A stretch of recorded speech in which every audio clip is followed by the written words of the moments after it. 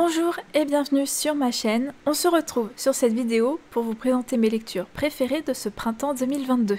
Durant cette saison, j'ai participé à un seul challenge, le Blossom Spring Challenge, qui est un défi inventé par le Boudoir, un blog et une chaîne YouTube littéraire qui se déroulait du 1er mars au 31 mai 2022. Pour en savoir plus sur les personnes à l'origine du défi, sur le challenge en question ou encore sur ma pile à lire, n'hésitez pas à regarder en description sous la vidéo, toutes les informations y sont réunies. Comme pour toutes mes vidéos de type bilan de lecture, j'ai listé toutes mes lectures faites durant la période pour affiner la sélection en ne gardant que mes titres préférés, mes lectures marquantes, ces lectures qui m'ont fasciné du début à la fin. Et pour éviter que la vidéo ne soit trop longue, j'ai réduit au maximum cette liste pour éviter de vous présenter plus de 10 titres. Cette sélection printanière compte donc 6 livres, à savoir 4 romans, un documentaire et un album jeunesse.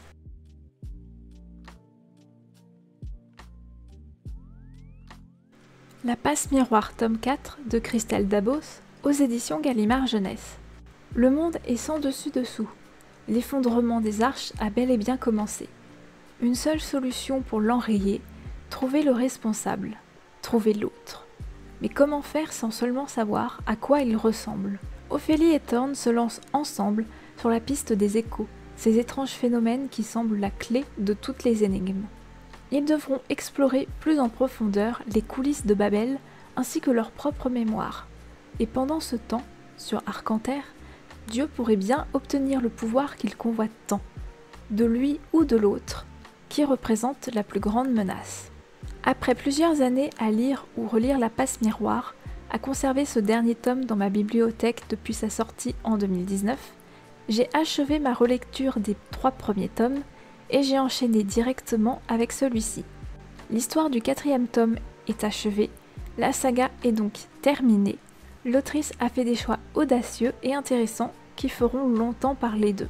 C'est avec ce tome que l'on comprend à quel point l'univers a été pensé dès le départ dans ses détails, que tout est parfaitement relié et que cet univers regorge de trouvailles le rendant atypique. J'ai bien aimé explorer cet univers sous tous ses angles, de l'endroit à l'envers, du passé au futur, du réel au subconscient, de l'humain au mécanique. La plume de l'autrice permet de donner vie aux paysages et aux protagonistes, de leur donner un relief incroyable, et évidemment Ophélie et Thorne. Sans ce duo improbable, La passe miroir ne serait pas aussi iconique à mes yeux. La saga de La passe miroir, qui m'a accompagnée pendant 10 ans, restera ma pause de magie et d'aventure, de fantaisie et d'amour, d'engagement et de confiance, d'enfance et d'âge adulte, avec ce charme d'un ailleurs hors du temps qui me réconforte et m'emporte très loin. Un peu plus que cela même.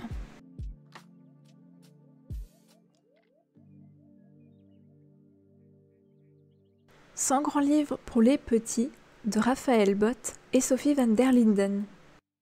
Le guide pour accompagner les enfants dans leurs envies de lecture et en susciter de nouvelles. 100 grands livres pour les petits propose une vaste sélection d'ouvrages pour accompagner les envies de lecture de vos enfants de 3 à 10 ans. Les livres ont été retenus pour leur qualité narrative, les thèmes qu'ils abordent et leur capacité à stimuler l'imagination. Pour chaque ouvrage conseillé, des propositions de lecture permettent de prolonger la découverte. Le livre est super soigné dans sa présentation avec une maquette pratique, agréable à lire et des informations de haute qualité. Le texte explique parfaitement pourquoi ce livre est si important, ce qu'il apporte aux enfants. De plus, les recommandations permettent de découvrir davantage d'histoires. Au final, je ressors avec pas moins de 40 références à lire, ce qui est énorme. Le classement est pertinent, il est établi par rapport à la bonne compréhension du texte, ce qui fait que plus on avance dans l'ouvrage, plus les références se transforment en romans. Par ailleurs, les 2 autrices nous présentent des albums, des livres musicaux, des documentaires, de la fiction. C'est également très diversifié sur les thématiques abordées, les styles d'illustration. Des années 30 à aujourd'hui, c'est un formidable voyage dans cette littérature jeunesse si riche et passionnante.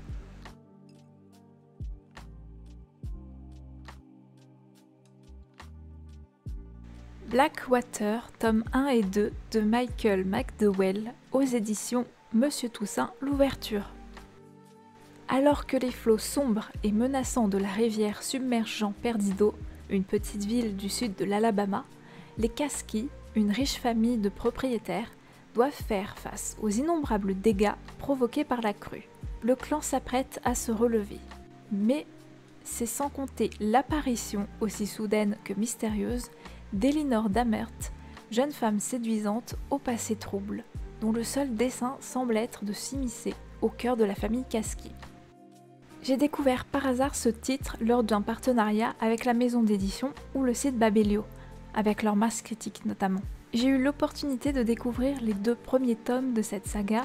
Sachez que le 6e et dernier tome sortira le 17 juin prochain. Le premier tome m'a fasciné dès les premiers chapitres et mon attention est restée intacte jusqu'aux dernières lignes du second tome. Je trouve le récit intense avec son ambiance pesante et sa tension palpable. La saga est à la croisée de plusieurs catégories de récits. Il y a la saga familiale car on suit le quotidien de la famille Caskie. Il y a le fantastique avec cette dose d'horreur et ses mystères très envoûtants. Enfin, il y a une pointe d'histoire car l'auteur nous plonge au cœur des années 20 en Alabama. Le rythme délicat et lent permet de créer des tensions, des interrogations et de suivre au plus près les personnages principaux très intéressants. Enfin, la plume de l'auteur est passionnante et d'une belle précision, fluide et agréable à lire. Une saga parfaite pour le Pumpkin Autumn Challenge.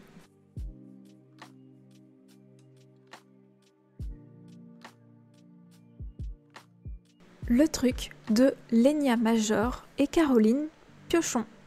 Ce matin, à paisible forêt, au pied d'un chêne, une chose étrange a poussé d'un coup sans même craquer le sol.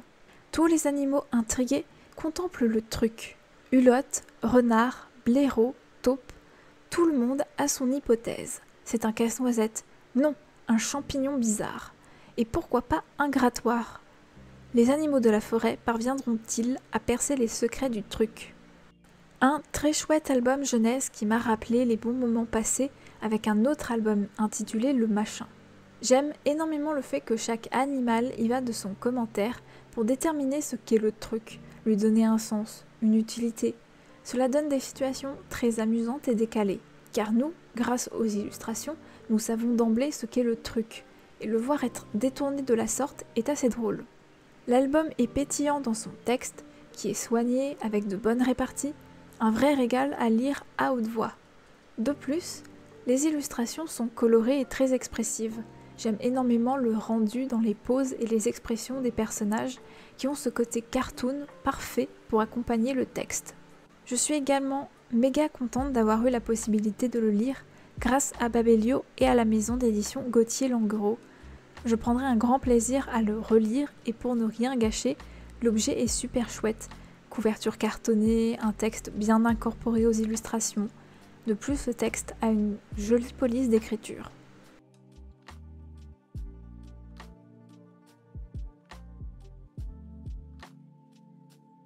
Pax, tome 2, de Sarah Pennypacker, aux éditions Gallimard Jeunesse. Un an a passé depuis que Peter et son renard Pax se sont séparés. Pax et sa compagne Hérissée ont désormais des renardeaux qu'ils doivent protéger d'un monde dangereux. Peter, lui, a tout perdu. Ses parents, son renard, son foyer. Plus question pour lui de se lier à qui que ce soit, car l'amour mène toujours à la souffrance. De son retour dans sa région natale, ravagée par la guerre et la pollution, il intègre les soldats de l'eau et s'efforce avec eux de décontaminer les rivières. Tandis que chacun tente de se reconstruire, les deux amis vont se croiser à nouveau et tout faire pour se guérir l'un et l'autre du mal qui les empoisonne. Après avoir adoré Pax et le petit soldat, je ne pouvais pas passer à côté de cette suite. L'histoire m'a séduite dès les premières lignes, elle possède des thématiques très fortes, développées avec justesse et force. L'histoire nous propose de suivre davantage Peter et son voyage intérieur.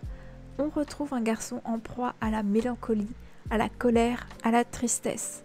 De l'autre côté, Pax nous offre une histoire délicate avec ses renardeaux et un voyage dans des terres ravagées par la guerre et dans des eaux polluées. J'aime énormément la plume de Sarah Pennypacker, que je trouve parfaite pour dépeindre la nature, pour mettre en valeur les enfants. Son style est très agréable à lire, avec des mots soignés et justes. Une fois de plus, l'autrice nous offre une intrigue intemporelle, accompagnée délicatement par les illustrations de John Classen, qui reprend ses crayons pour mon plus grand bonheur. Et voilà, cette vidéo est désormais terminée. Je vous remercie de l'avoir regardée jusqu'au bout. Je ne change pas mes habitudes concernant les vidéos Booktube. Vous aurez en description sous la vidéo les liens vers, au choix, mon article de blog ou les news Patreon ou Tipeee. Ces articles vous donneront tous les titres cités et surtout, ils vous donneront des liens vers mes avis ou sur des fiches de lecture Livre Addict et Babelio, qui sont 2 sites où vous retrouverez d'autres avis que le mien, histoire de vous faire une meilleure idée des livres cités. Si cette vidéo vous a plu, sachez que j'ai toute une série de vidéos lecture regroupées dans la playlist Booktube, que vous voyez là actuellement sur le petit juste en haut ou bien en dessous dans la description. De plus, il existe toute une batterie de possibilités en fonction de vos envies, de votre emploi du temps ou encore de vos moyens. À vous donc de faire votre propre ratatouille car tous les liens sont en description. Réseaux sociaux, soutien financier, en passant par la boutique Etsy, le blog ou encore mes histoires en ligne. Quant à moi, je vous laisse ici en vous souhaitant une excellente journée. D'ici la prochaine vidéo, portez-vous bien, restez curieux et créatifs. Bye!